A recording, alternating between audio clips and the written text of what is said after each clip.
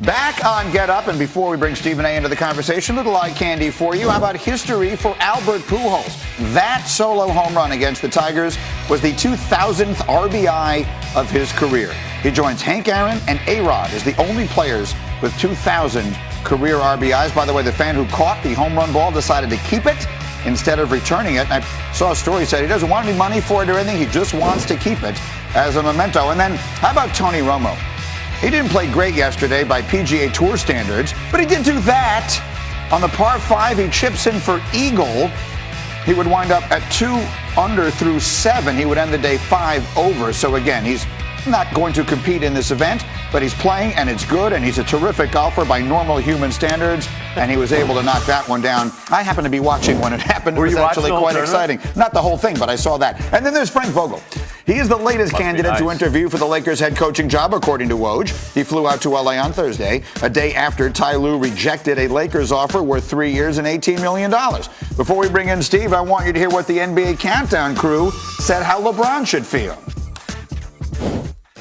And LeBron James committed to them 4 years. He didn't do what he was doing in Cleveland, 1 year here, 1 year there. He committed to him for 4 years. Yep, 3 and an option. You would think that they would do the same thing. To me, listen, my entire adult life, I've been in the league. I've never seen this before. Well, here's what LeBron should do. Okay, if y'all don't give me the coach I want, trade me. Oh, he should demand a trade. Yeah. That was Jalen Rose last night on Countdown. He came on earlier this hour and said exactly the same thing. Here is Stephen A. Smith, who's in Houston getting set for the critical Game 6 tonight, and we'll get to that in a moment with the Warriors and the Rockets. But Stephen A., first things first, you heard what Jalen said.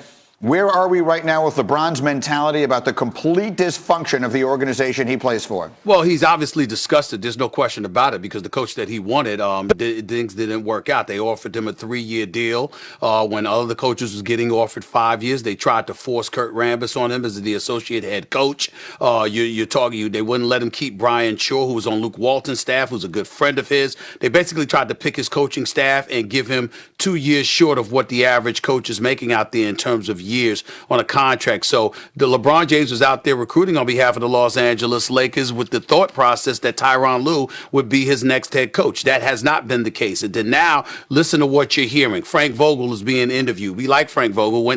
Took the Indiana Pacers to the conference finals 2 years in a row. But the last time we saw him, he was in Orlando winning 25 games a year. That's just a fact. You hear the name Jason Kidd. The last time we saw him, he was in Milwaukee for 4 years, took them to the postseason twice, but the best record he had with them was a 42-40 record. You're hearing the name Mark Jackson come up. Oh, by the way, as an assistant coach, not a head coach, which would never happen, because Mark Jackson, our very own Mark Jackson, would never accept that. Then you're hearing names like Lionel Hollins and Mike Woodson, respected basketball minds in the profession, no doubt, but we don't know what kind of relationship, if any at all, they have with LeBron James. So when you take all of those things into consideration, I perfectly agree with Jalen Rose. I think Jalen Rose is right on the money. I think Max Kellerman was right on the money yesterday on First Take. That's a rare moment, by the way, where Max Kellerman is right. And then, of course, I co-sign that, which is if LeBron James does not get the coach that he wants, it doesn't matter which coach he is. If it is a coach that he does not sign off on,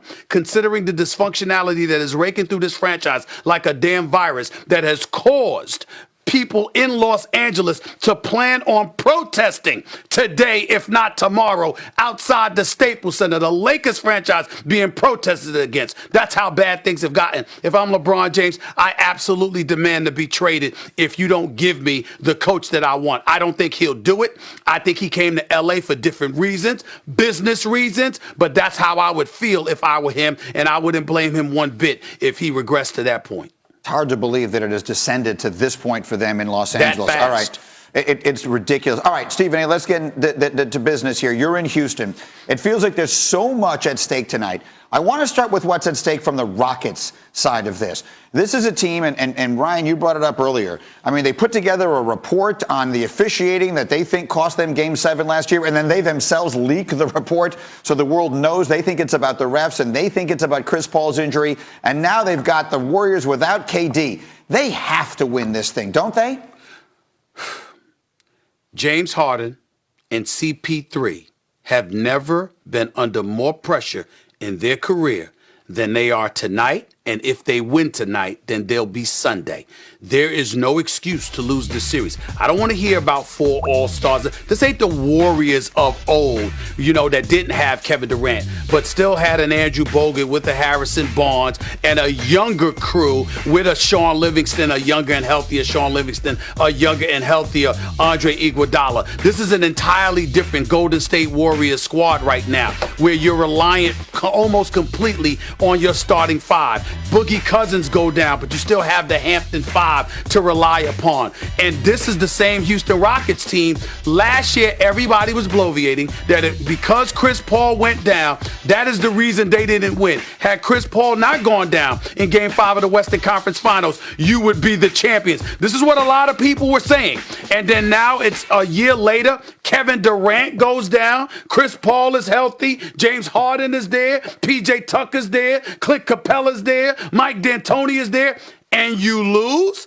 Unacceptable. This is the greatest pressure that James Harden and CP3 have ever had in their careers, as far as I'm concerned, and they've got to answer the call. And if they don't, they will never hear the end of it for the rest of their career. I'm telling you this right now. They got to get it done.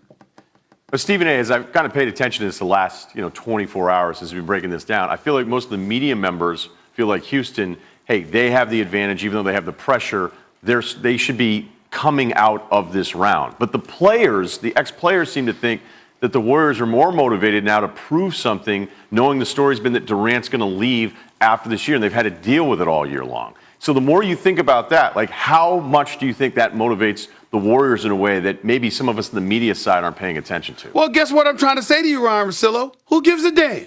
I expect them to be motivated. These are the reigning 2-time defending NBA champions who've won 3 of the last 4. Let me give you another nugget of motivation. This is their last time at the Oracle. This could be it. You understand? This could be it. So Sunday, if there's a Game 7, could very well be their last game at the Oracle before they move across the bay, okay? So they've got motivations all over the place. That doesn't have anything to do with the responsibility that falls on the Houston Rockets' shoulders. What is going to be your excuse if you lose to the Golden State Warriors with Kevin Durant out? They were highly motivated. Well, what the hell about you? Chris Paul is making $35.6 million. James Harden's making $30 million. James Harden's the reigning league MVP, who I believe should be the 2-time league MVP with the kind of year that he has had and what he has had to carry on his back. Why am I holding CP3 so accountable? Because I'm not looking for points from Game 5. You know what I was looking for, guys? Excuse me. Steve Kerr is blitzing James Harden. He's getting the ball out of James Harden's hands. Yes, Mike D'Antoni would have been well to make sure that Clint Capella wasn't the person in position to receive James Harden's passes once he got blitzed. But who's the coach on the floor? That would be CP3. Who's one of the elite point guards of this generation? That would be CP3. Who's supposed to be an extension of the coach on the floor, who, by the way, influences the coach more than anybody, because we all know that CP3 knows what the hell he's doing? That would be CP3. There is no excuse for James Harden to go the last 10 minutes with 1 shot. 0. And so now, as a result of that, it's on CP3, not for points, but to run this team the way you're capable of running this team. One of the greatest point guards we've ever seen, who's probably going to the Hall of Fame, has never played in an NBA Finals. Ever. That's unacceptable. Not when you have an opportunity like this before you. Not like this. And there's no injury here. CP3 is healthy. It's Kevin Durant that's out. Handle your business. Period. It's time. It's time now. I agree completely. 7 minutes from now, First Take starts here on ESPN, and Stephen A. is ready to go. Thank you, Steve. Have a great weekend. All right, Enjoy the Good game seeing you, tonight. Ryan.